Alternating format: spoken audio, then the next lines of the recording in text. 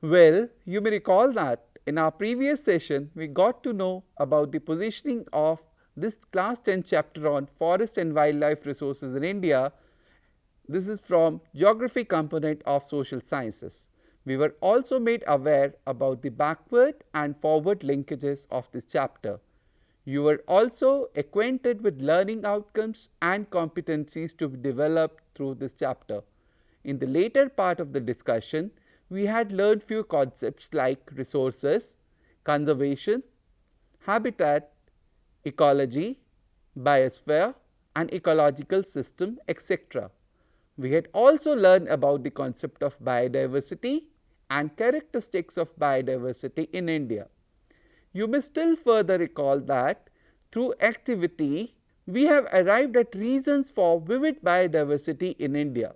Students, can somebody reiterate the reasons for rich and varied biodiversity in India? Yes, this is because of large size of our country. You know, India is the 7th largest country in area with the area of 3.27 lakh square kilometer. Its north-south and east-west extension is around 3000 kilometers. From south to north, it is spread from tropical to temperate region. Due to its diversity in physiography, climatic condition and soil, we have wide varieties of plants and animal species in our country. Our country has rich heritage of biodiversity. We can collect that forest and wildlife are very important resources. They fall under the category of biotic, renewable and national resource. You may wonder that if the renewable and biotic in nature, then why we need to conserve them? Will any of you like to answer? Yes, it is true that they are biotic in nature and renewable. Still there is threat to these resources because trees in forest take time to get mature, and if the rate of cutting forest is more than that of planting trees, then this may lead to serious concern and we may face loss of forest cover. Similarly, if reproductive mechanism of some of the animal species is not so active and functional, then the ruthless killing of animals with high rate may lead to their threat of extinction from the earth. Collecting notes from the previous session, let us make attempt to learn further in this direction. Today, the focus of our discussion will be on 4 major aspects related to this chapter. This will include status of forest in India, followed by types and distribution of forest. Thereafter, we will be discussing on threats to forest, and finally, we will be discussing on classification of plants and animal species given by IUCN. Now, to begin with, let us examine the status of forest in our country. We may like to draw your attention to the table displayed on your screen. What does the table represent? It shows different classes of forest such as dense, moderately dense, open forest and scrubs along with their corresponding area in square kilometer and percentage of total geographical area that each class occupies. From the given data, can you note down the total geographical area covered by forest in India in the year 2019? What is the proportion of forest cover to total geographical area? Yes, the forest cover in India is spread over an area of 7,12,249 square kilometers, which accounts for 21.67% of the total geographical area.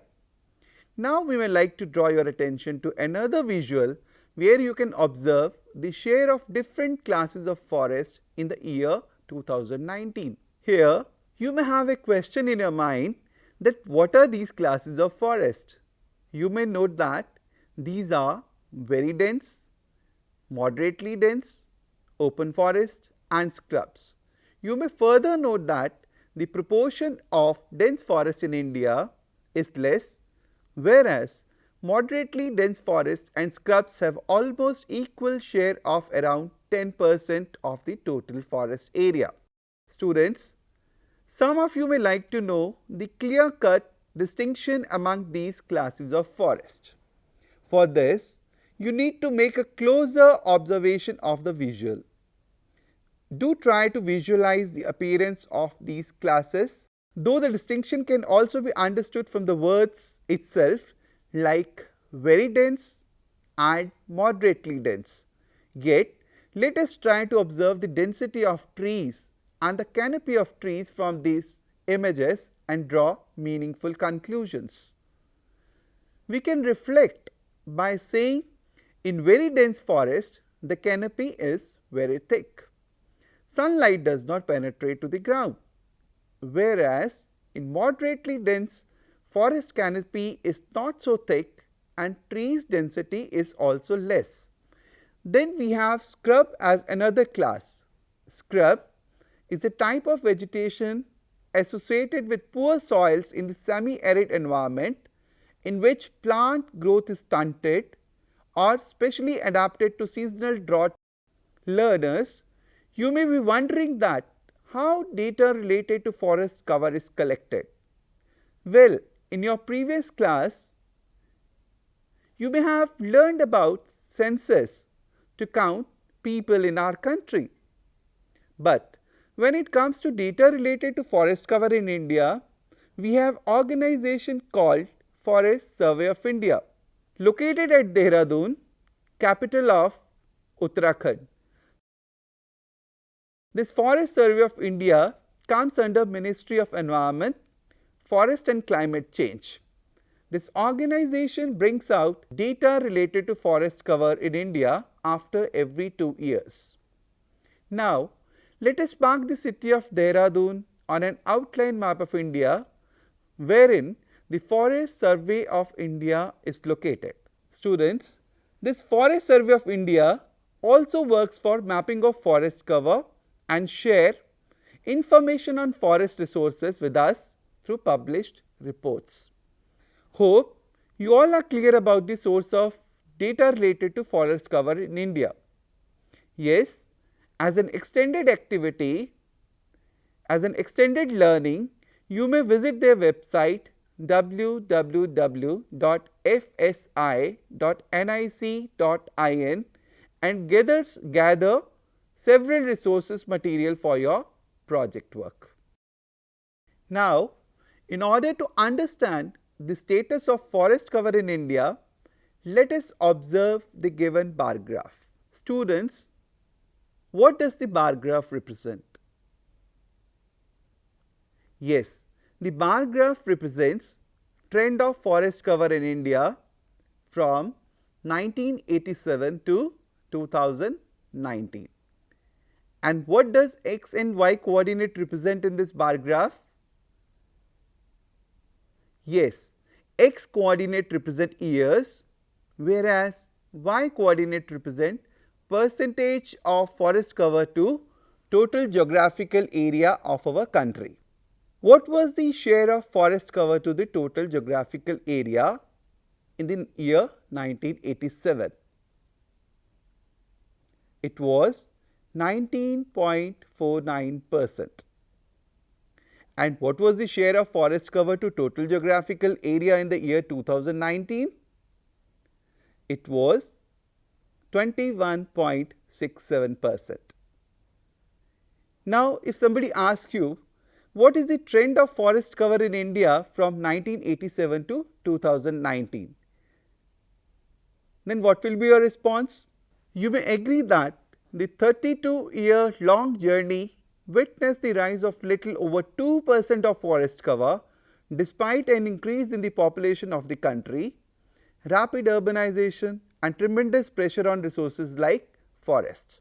The forest cover reduced from 1987 to 1999 and then there is a slight increase in forest cover thereafter.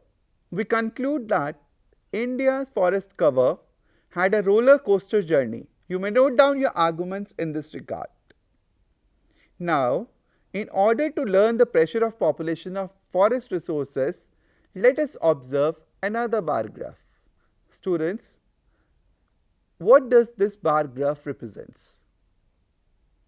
The bar graph represents absolute growth of population from 1901 to 2021. I may like to draw your attention to the red bar. What does the red bar represent? Red bar represent estimated population in 2021. Why it is estimated? Yes, because census for 2021 is yet to be conducted and we had last census in the year 2011. That is why the red bar represent the estimated population of 2021. Can you relate two bar graphs and infer findings? Yes, you may infer that the total geographical area under forest ranges from 19 to 22% in the last 32 years. The absolute number of people in India is increasing at enormous rate. What is your opinion whether the area under forest is less or more as compared to the total population of our country? It is less because as per requirement we must have 33% area under forest cover. National Forest Policy of India, which came in the year 1988, envisaged a goal of achieving 33% of geographical area of the country under forest cover and tree cover. So, what must be done to meet the target of 33% of forest cover in our country? Answer is simple. Discourage deforestation and promote afforestation and reforestation.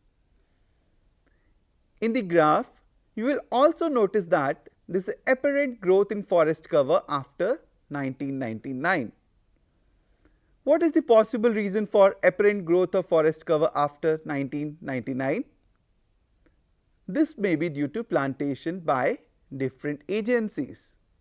The forest report does not distinguish between natural forest and plantations. Now, you all find out the status of forest cover in your state or UT and express whether the figures are more or less than the national average. There is one response recorded by the student from Meghalaya. She says her state has 76.33% area covered by forest and it is more than the national average. Students, let us discuss some of the issues and concerns related to forest resources. Deforestation is the major concern for forest resources. Deforestation is the permanent removal of trees. Large scale development such as river valley project also lead to submergence of forest under water. Grazing and fuel wood collection, shifting cultivation in tribal belts, natural disasters like floods and forest fire are also major concern for loss of forest. You can relate how shifting cultivation, mining and forest fire are threat to forest by reading this newspaper clipping from the state of Nagaland.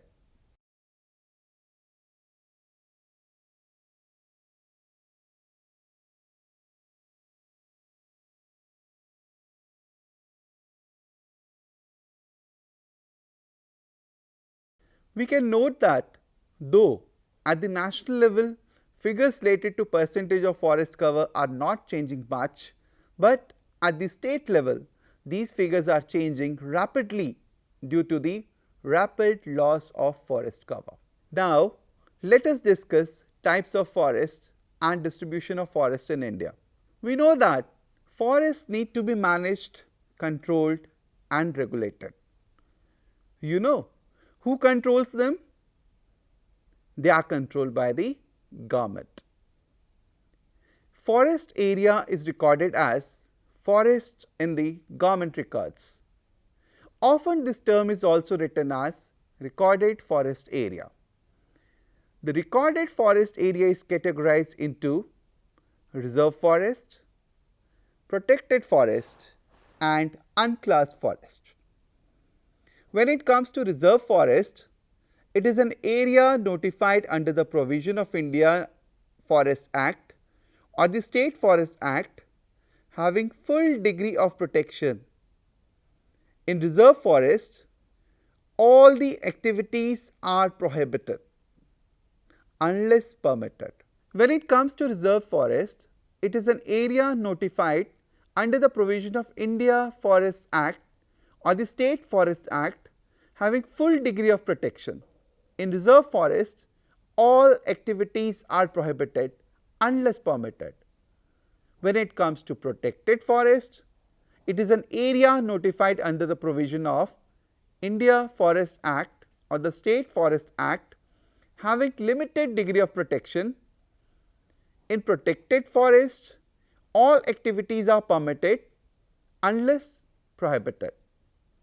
And when it comes to unclassed forest, it is an area recorded as forest but not included in reserve or protected forest category. Ownership status of such forest varies from state to state. Now, let us discuss state-wise distribution of forest in India. For this, let us observe the given map of forest cover in India. The state with largest forest cover in India are Madhya Pradesh, Arunachal Pradesh, Chhattisgarh, Odisha and Maharashtra. When it comes to forest cover as percentage of total geographical area, then the decreasing order of states will be Mizoram 85.41%, Arunachal 79.63%, Meghalaya 76.33%, Manipur 75.46% and Nagaland 75.31%. Students, you can also mark the states where the forest cover is not so much. You can mark these states on the outline map of India. Now, let us try to learn about classification of plants and animal species as specified by International Union for Conservation of Nature, which is abbreviated as IUCN. Let us find out what does IUCN stands for. IUCN is a membership union composed of both government and civil society organization. It harnesses the experience, resources and reaches of its more than 1400 member organization and the input of more than 15,000 experts. This diversity and vast expertise makes IUCN the global authority on the status of the natural world and the measures needed to safeguard. The motto of IUCN is United for Life and Livelihoods, and they focus on nature, conservation and biodiversity. IUCN has its headquarters in Gland in Switzerland. You may mark Switzerland on an outlined map of the world and continent of Europe. Students, you may recall that Switzerland is a Central European country and it's home to the Alps mountains. The IUCN Red List of Threatened Species is the world's most comprehensive inventory of the global conservation status of plant and animal species.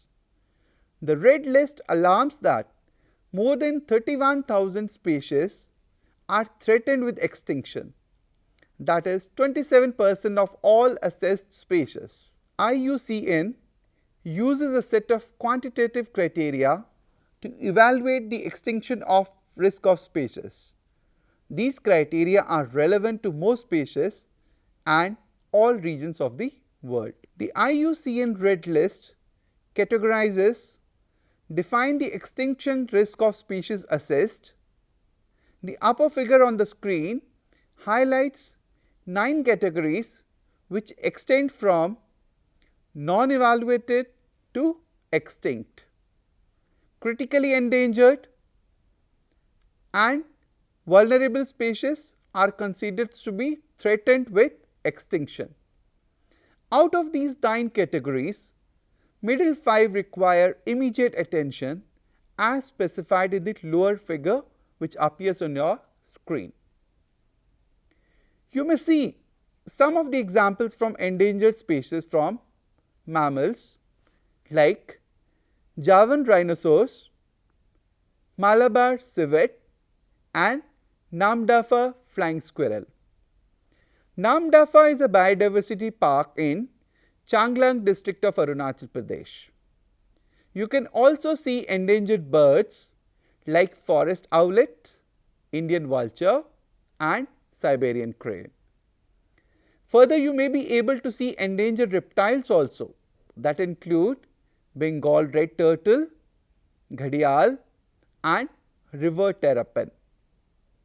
Students, you will also notice that some of the fishes are also endangered. This may include narrow-toothed sawfish, Pondicherry shark and gangetic shark. They also fall under this category of endangered species. For your grade level, it is necessary to learn few concepts in this regard. Let us learn more about normal species, endangered species, vulnerable species, rare species, endemic and extinct species. So, let us discuss these one after the other.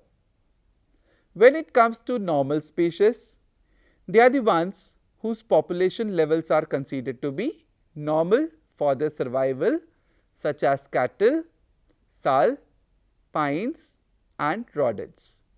There is no threat to their survival. Then there are endangered species. Here, let us look at the word endanger. In this, a prefix en or n is added to the word danger, which means within danger. In such case, endangered species are those species of organisms which are at risk of becoming extinct because it is either few in numbers or threatened by changing environment or predation parameters. Also, it could mean that due to deforestation, there may be lack of food or water. It is therefore considered to be facing a very high risk of extinction in the wild. You may recall black buck, crocodile, Indian rhino, loin-tailed macaw, Sangai deer and Indian wild ass are some other endangered species in India.